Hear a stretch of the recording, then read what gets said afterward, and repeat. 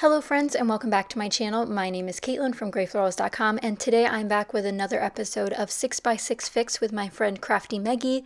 If you guys haven't been over to her channel yet, I'll have it linked down below with her video so you guys can check out what we're making this month featuring our 6x6 paper pads. Today I'm doing a double page layout, but it is yet a little bit different than I'm sure several of you guys expect.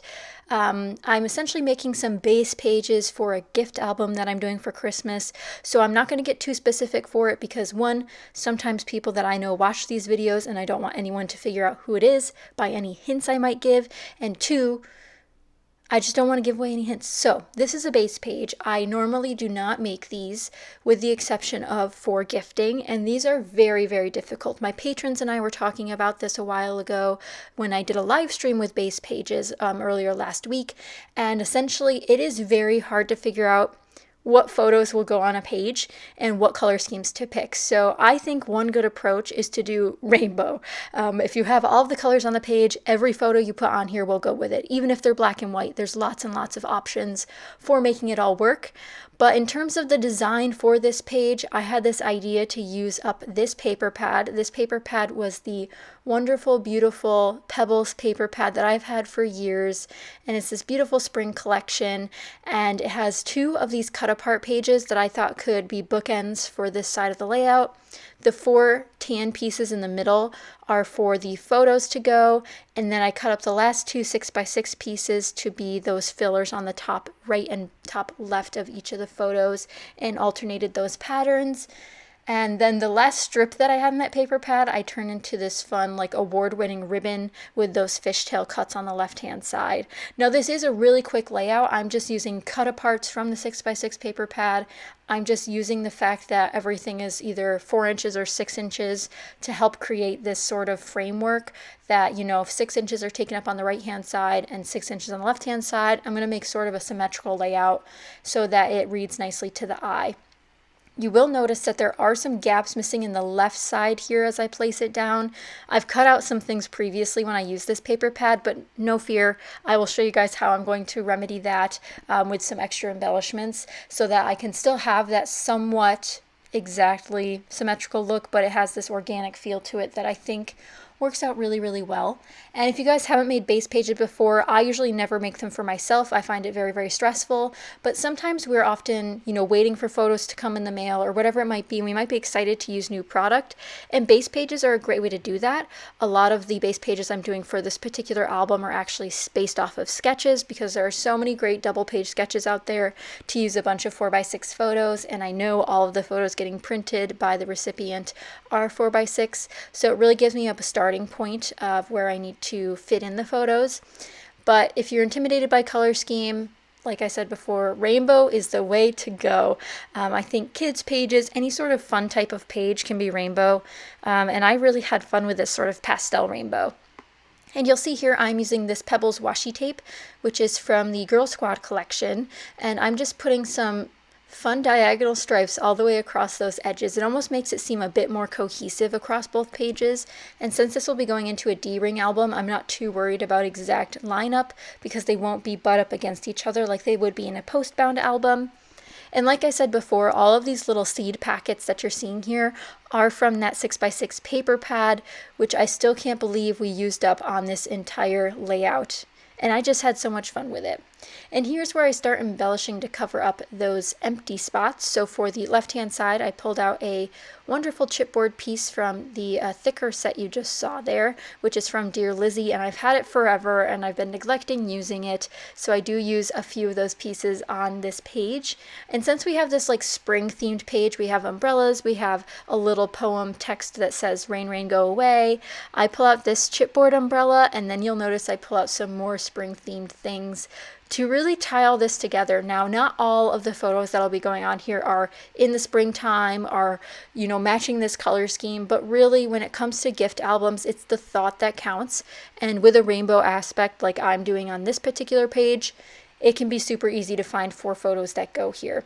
Now, I have talked with my patrons, like I said before, about how it can be hard to figure out the orientation that the photos will generally be in for the gift album. So if you can plan with your recipient, or if you can plan with the gift giver, depending on who you're actually making it for, it might be easier to figure out how many horizontal spots you need and how many vertical spots you need.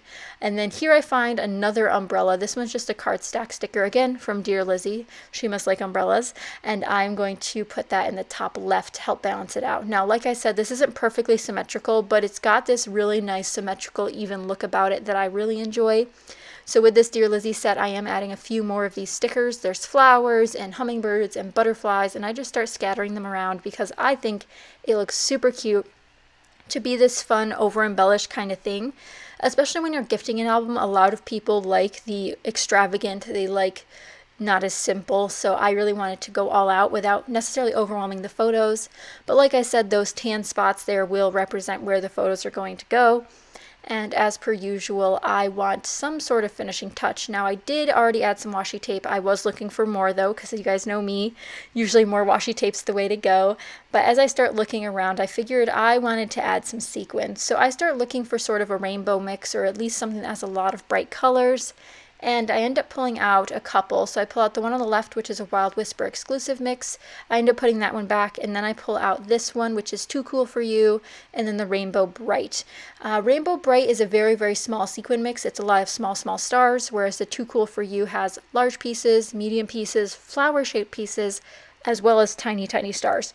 So I end up just going with the Too Cool for You and doing some sequin shelves. Now, sequin shelves were inspired by me watching Sandy's video, Sandy Reversky here on YouTube, and I watched her video where she did this with her Nuvo adhesive, and it looks so much fun, and she made it look so easy. So you'll see me here finicking with it with my tweezers, and I just really couldn't stop adding more, if that makes sense. Like, I wanted things to be perfect, but this is a messier type of look.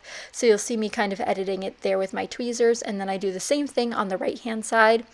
Now, this sequin mix was so close to being used up that by the end of this page, I end up actually going back after the video's over and finishing off the sequin mix just so I could have another empty this month. And this is a really specific color mix, and once I'd used all of the large blue pieces, it was really hard for me to consider keeping what was left in the bottom of this, which was just a few colors left.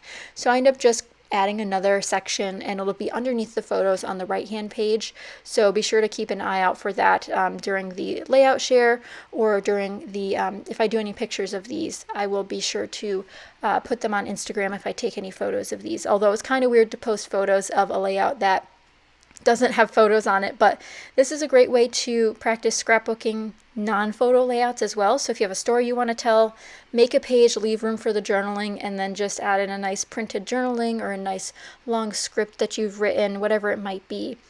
But that is almost it for this page. You'll see I'm adding a couple more sequins here and there because I really wanted to finish these off, but I couldn't commit to another sequin shelf at the beginning of this before I really wrapped up. But don't worry, I do go back and use up those last bit of sequins on this page, and I know my recipient's going to adore this page because it's fun and bright and colorful and whimsical at the same time. And it doesn't matter what photos are going on there because we have the rainbow aspect covered. But I hope you guys enjoyed this video. Let me know what you guys think. I used up the garden party paper pad, which I'm super excited about, and hopefully you guys enjoyed this episode of 6x6 Fix. But if you have any questions, please leave them down below, and be sure to check out Crafty Maggie's video as well. Will be linked down below. But if you guys have any questions, comments are always open, and I'm happy to answer them. But here are the close-ups. I really love how this turned out. I think it is so pretty, and I almost wish I kept it for my albums, but I know it's going to a good home. But thank you guys so much for watching. If you did enjoy, be sure to give it a thumbs up and subscribe if you're not already so you don't miss out on future crafting videos. But I hope you're having a wonderful week, and I'll see you guys again very, very soon. Bye, guys.